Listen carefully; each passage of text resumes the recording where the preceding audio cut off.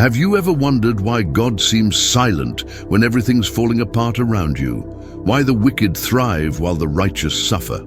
This anguish isn't new. Over 2,600 years ago, a prophet named Habakkuk had the guts to bring these very questions straight to God's throne.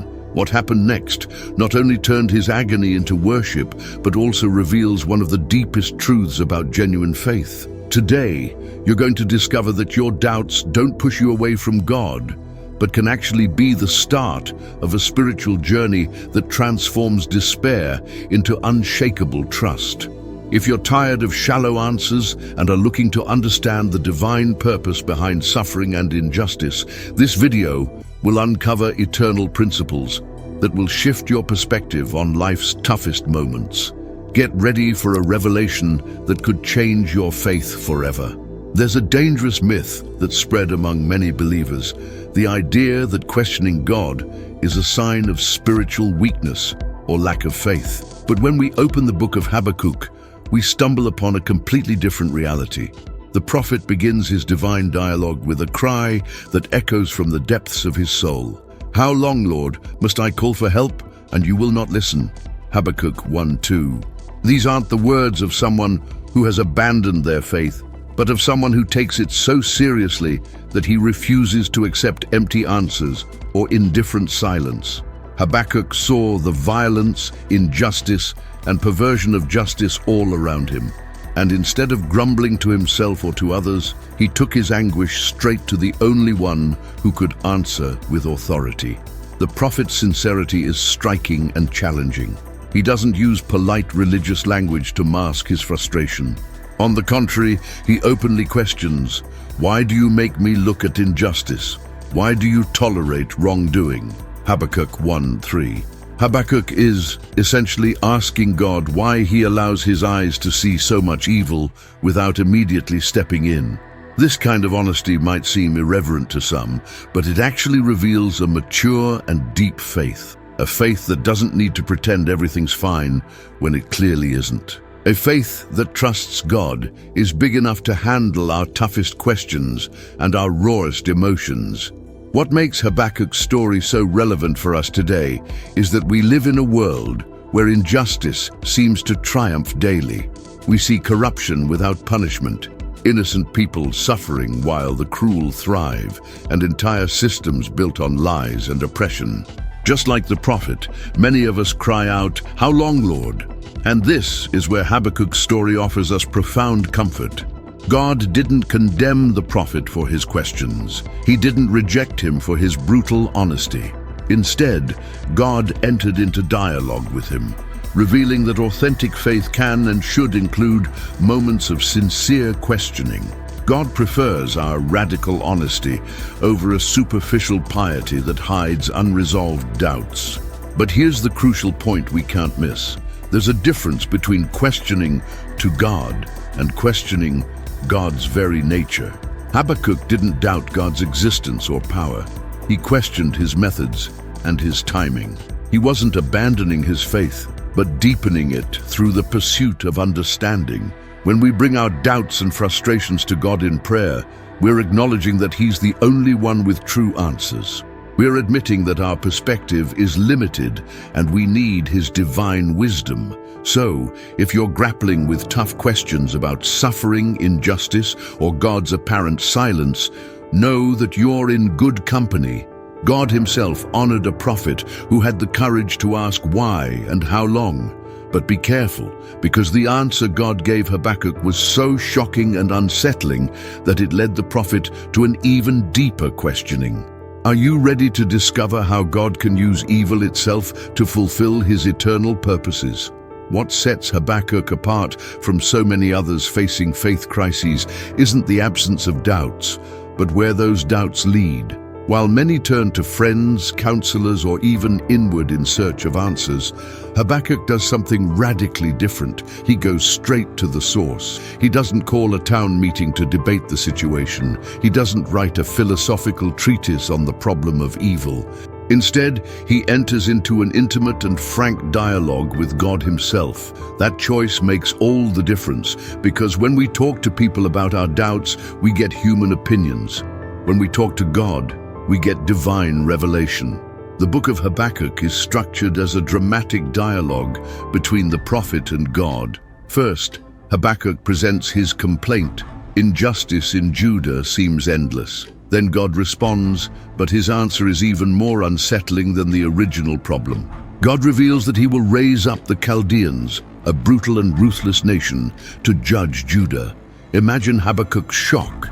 He cries out against injustice, and God responds by saying he will send an even more unjust nation as an instrument of correction. This leads Habakkuk to a second round of even more intense questioning. Your eyes are too pure to look on evil. You cannot tolerate wrongdoing. Why then do you tolerate the treacherous? Why are you silent while the wicked swallow up those more righteous than themselves? Habakkuk 1:13. Here's the beauty of that conversation. God doesn't shut the door. He doesn't say, shut up and deal with it. Instead, the dialogue continues, delving into deeper and deeper layers of understanding. Habakkuk, after asking his questions, takes a stance that reveals his spiritual wisdom. I will stand at my watchpost and station myself on the ramparts. I will look to see what he will say to me. Habakkuk 2:1. He doesn't just ask questions, he waits for answers. He makes space in his life to hear God's voice. How many of us ask God questions but never stop to listen? Habakkuk teaches us that true dialogue requires both speaking and listening. And then comes God's transformative answer, an answer that would change not only Habakkuk, but the entire history of theology. See, the enemy is puffed up, his desires are not upright, but the righteous will live by faith. Habakkuk 2:4.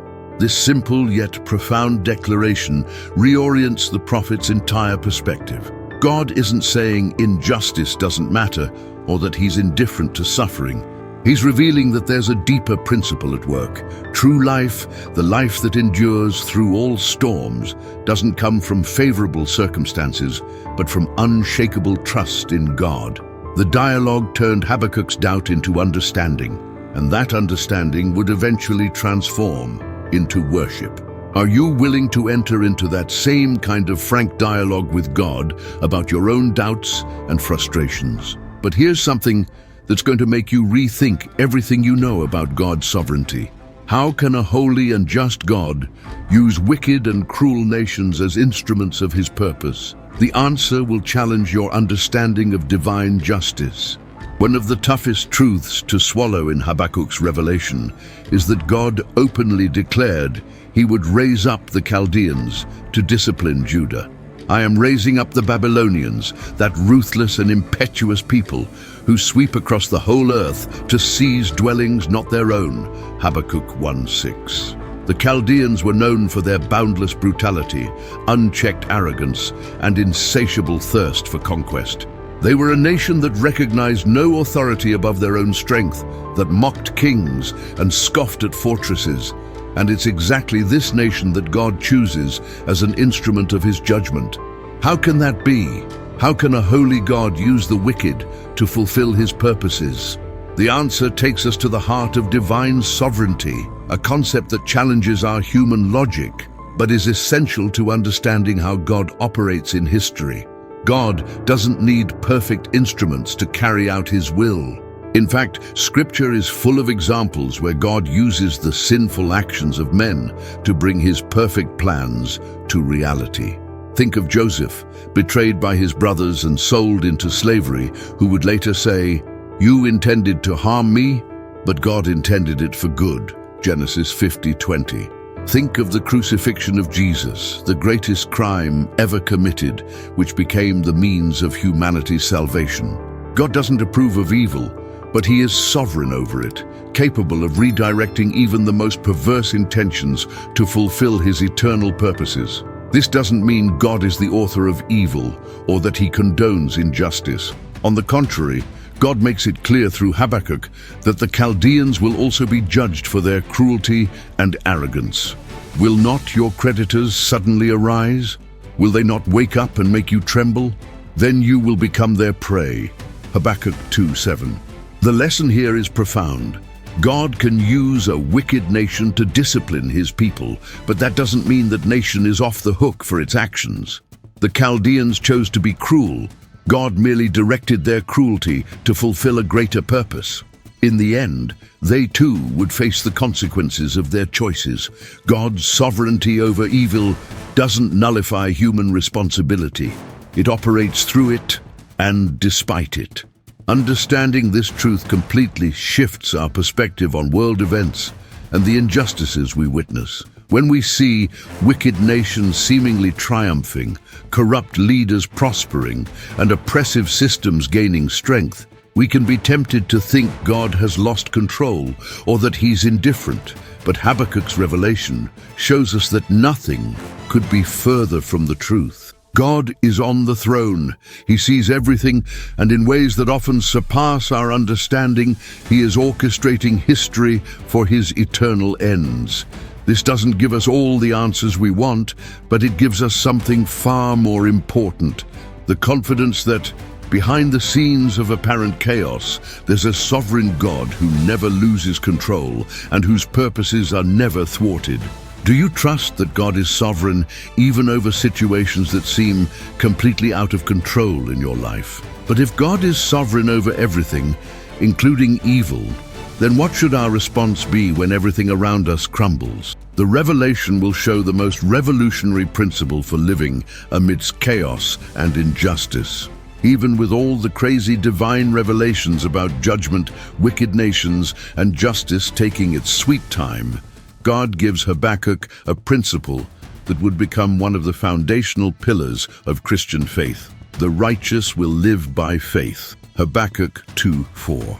This simple statement, just 5 words in the original Hebrew, carries such deep theological weight that the Apostle Paul would quote it 3 times in his letters: Romans 1:17, Galatians 3:11, Hebrews 10:38.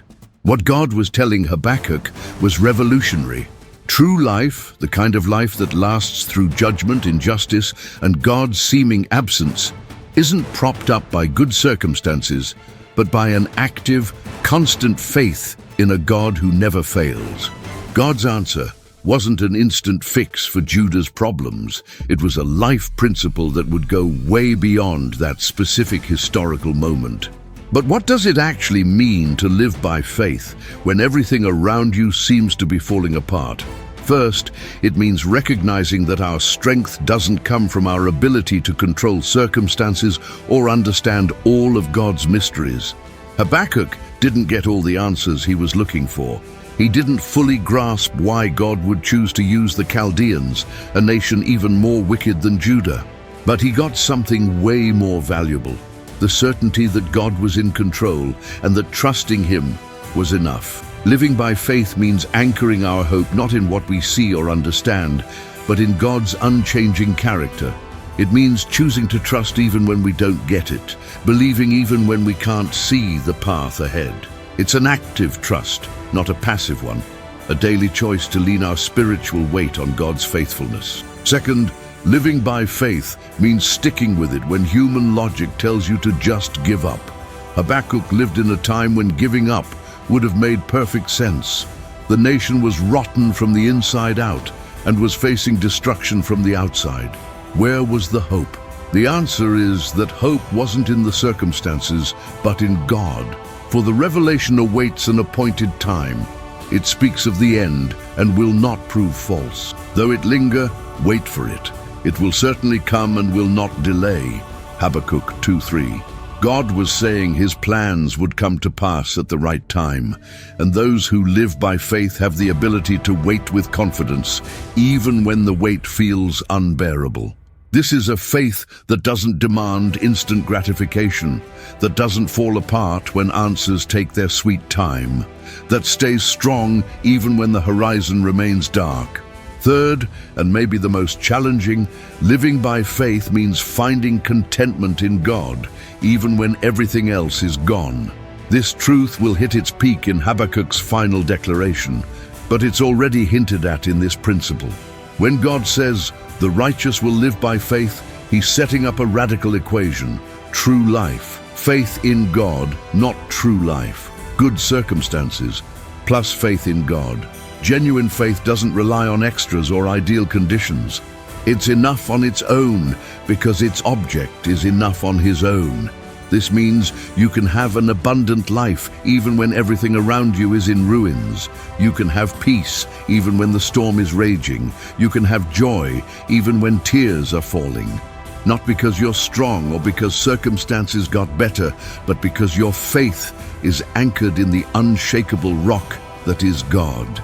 Are you living by that kind of faith, or is your hope still dependent on your circumstances? But if you think living by faith means the wicked will get away with it, get ready for a shocking revelation about the divine judgment that's coming for all those who oppress, deceive, and exalt themselves against God. One of the biggest sources of heartache for those trying to live right is seeing the wicked seemingly get away with everything. We see corrupt people piling up wealth, oppressors living in luxury, liars getting praised, and the cry that rises in our hearts is the same as Habakkuk's, "How long, Lord?" But God, in his answer to the prophet, doesn't just acknowledge that heartache. He validates it and then reveals a truth that should make every oppressor shake in their boots. Impunity is a temporary illusion, and divine judgment is an inevitable certainty. Through 5 woes pronounced in Habakkuk chapter 2, God declares the terrible fate of those who built their empires on injustice, violence, dishonesty, and idolatry. Each woe is like a hammer hitting the anvil of divine justice, echoing through the centuries with a clear message: nobody gets away with it. The first woe is against those who pile up what isn't theirs and get rich through oppression. Woe to him who piles up stolen goods and loads himself with plunder. Habakkuk 2:6. God asks, "Will not your creditors suddenly arise? Will they not wake up and make you tremble? Then you will become their prey." Habakkuk 2:7. The image is powerful. The oppressor thinks they're building security through ill-gotten gains, but they're actually creating their own downfall. Those they trampled on will eventually rise up, and the payback that comes will be proportional to the injustice committed. This isn't just a moral law, but a spiritual law, as certain as gravity. What you sow, you will inevitably reap. The apparent impunity is just God giving the wicked enough rope to hang themselves, letting them get even more tangled in their own evil before the final judgment. The second and third woes are against those who build their homes and cities with blood and injustice. Woe to him who builds his house by unrighteousness. Woe to him who builds a city with bloodshed. Habakkuk 2:9-12. Here's a truth that should make every corrupt leader, every dishonest business person, and every unjust politician lose sleep. You can build empires, but if the foundations are oppression and violence, you're building on sand. God declares that all the work of people who build on injustice is only for the fire, and the nations exhaust themselves for nothing. Habakkuk 2:13. In other words, all wealth accumulated unjustly, all power gained through oppression, all glory built on the blood of the innocent will be consumed and leave nothing but ashes. History is full of examples of empires that seemed invincible but crumbled because their foundations were rotten. The fourth and fifth woes are particularly awful. One is against those who make their neighbor drunk to see them naked and shamed, Habakkuk 2:15, a reference to manipulation, abuse, and exploiting others' vulnerability. The other is against idolatry, against those who trust in mute, lifeless idols instead of the living God, Habakkuk 2:18-19. And then, after these 5 pronouncements of judgment, comes a statement that changes everything. But the Lord is in his holy temple. Let all the earth be silent before him, Habakkuk 2:20. God is on the throne. He sees everything. He records everything. And in due time, he will settle all accounts. The impunity you see today isn't the final word. Judgment might be delayed because of God's mercy, giving time for repentance, but it will come with absolute certainty. For oppressors, that's the most terrible news. For the oppressed, it's the most glorious hope. Do you trust that God will bring justice, or are you trying to take justice into your own hands? But before the final judgment comes, before God executes his perfect justice, there's something he demands from each of us. Something Habakkuk discovered after all that intense dialogue, something that turns questioning into worship. After 2 intense chapters of questioning, unsettling divine answers, and pronouncements of judgment, Habakkuk does something extraordinary that marks a radical turning point in his spiritual journey. He said, "I will stand at my watchpost and station myself on the ramparts. I will look to see what he will say to me." Habakkuk 2:1. The prophet takes on a posture of reverent waiting, recognizing that after presenting his complaints and hearing God's answers, it was time to be quiet and process the revelation he'd received. This watchpost wasn't just a physical place, but a spiritual state of attention, humility, and readiness to receive what God still had to say. Habakkuk understood something many of us forget. There's a time to speak and a time to be silent, a time to question and a time to revere. And then comes chapter 3, a prayer that's actually a powerful psalm, where Habakkuk reflects on God's past works. "Lord, I have heard of your fame. I stand in awe of your deeds, Lord. Repeat them in our day. In our time, make them known. In wrath, remember mercy." Habakkuk 3:2. Notice the transformation. The prophet who started crying, "How long?" now cries, "Revive your work." Look at what changed. It wasn't the circumstances. Judah was still heading for judgment. The Chaldeans were still coming. Injustice still reigned. What changed was Habakkuk's perspective. He remembered who God was, mentally relived God's divine interventions in Israel's history, and that produced a deep reverence in him. This reverence didn't erase his questions, but it put them in a bigger context. The context of the majesty, power, and faithfulness of a God who always keeps his promises. Habakkuk then describes an awe-inspiring theophany, a vision of God's glory and power that makes the earth tremble. God came from Teman. His glory covered the heavens, and his praise filled the earth. You trampled the sea with your horses. Did the rivers rage, Lord? The deep roared. The sun and moon stood still in their habitations. Habakkuk 3:11. This poetic and apocalyptic language isn't just literary fluff. It's the expression of a soul that was crushed by the weight of divine glory.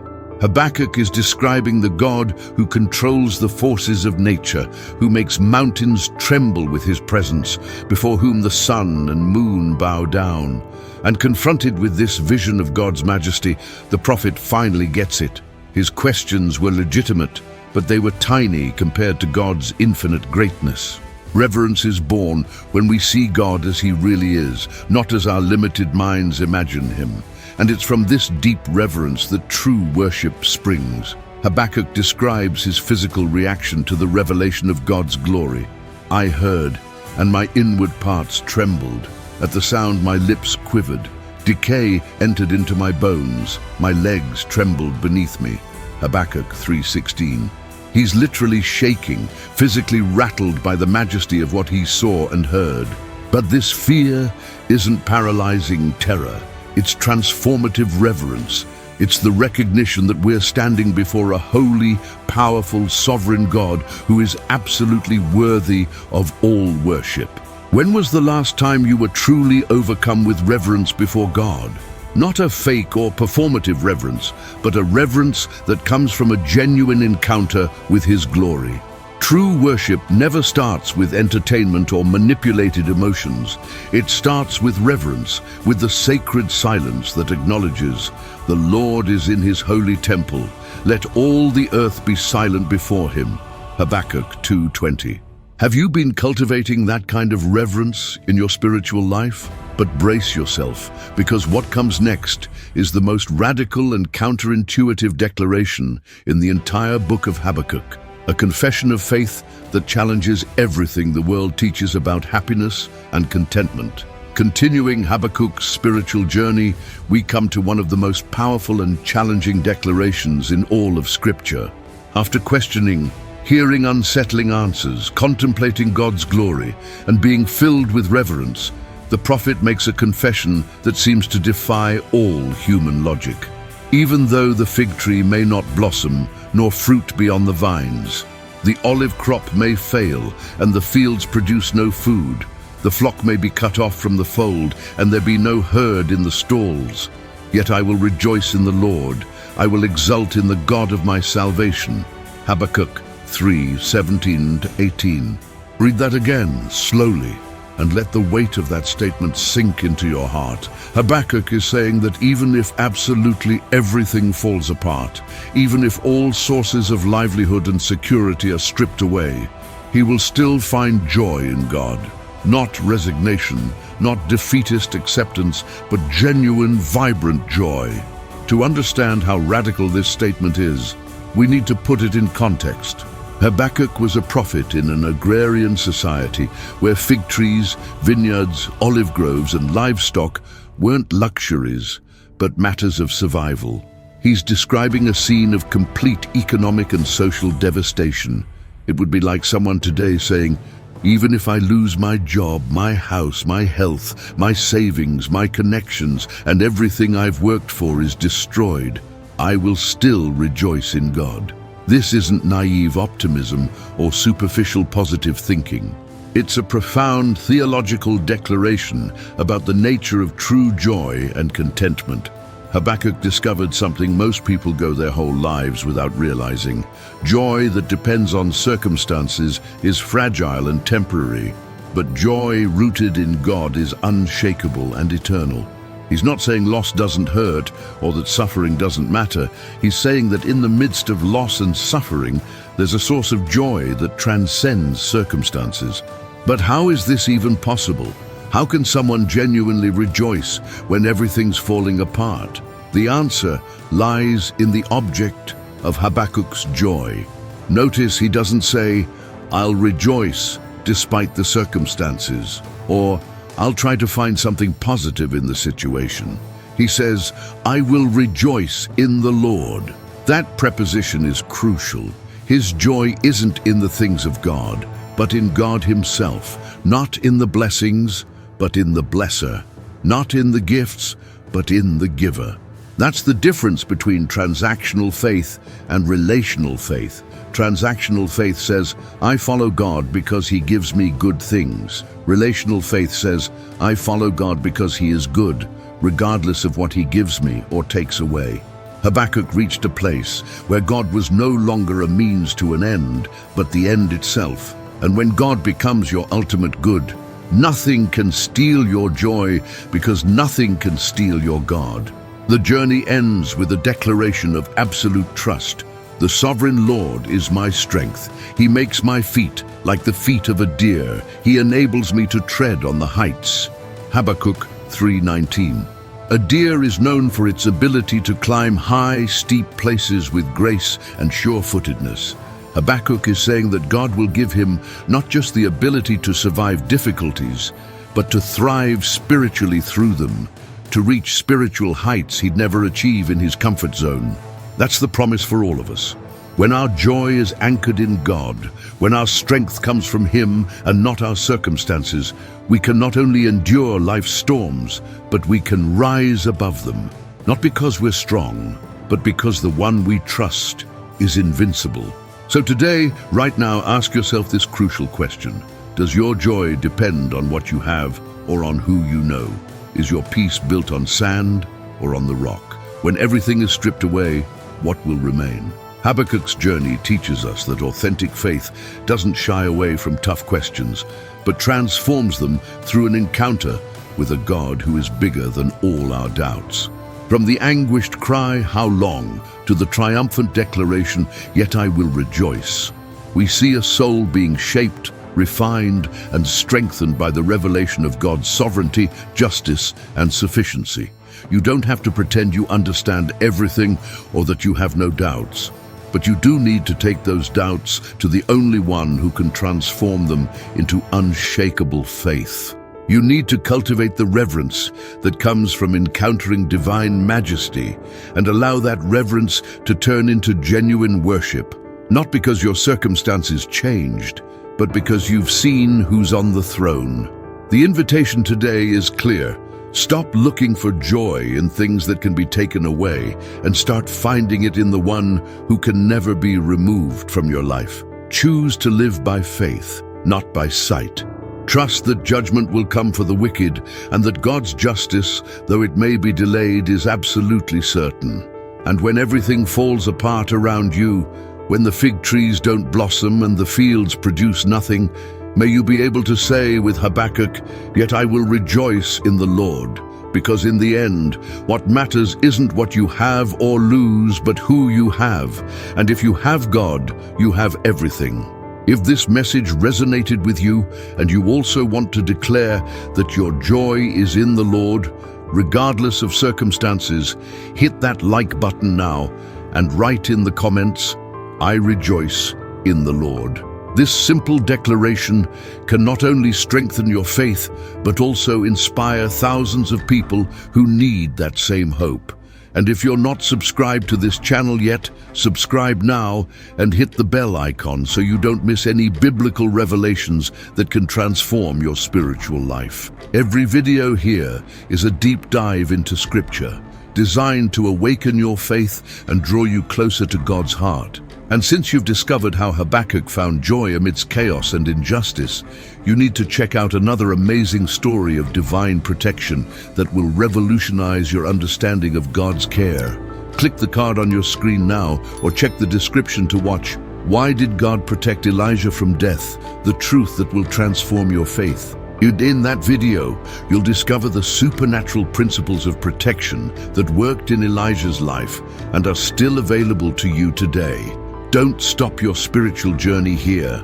The next revelation is waiting for you. May God bless your life abundantly.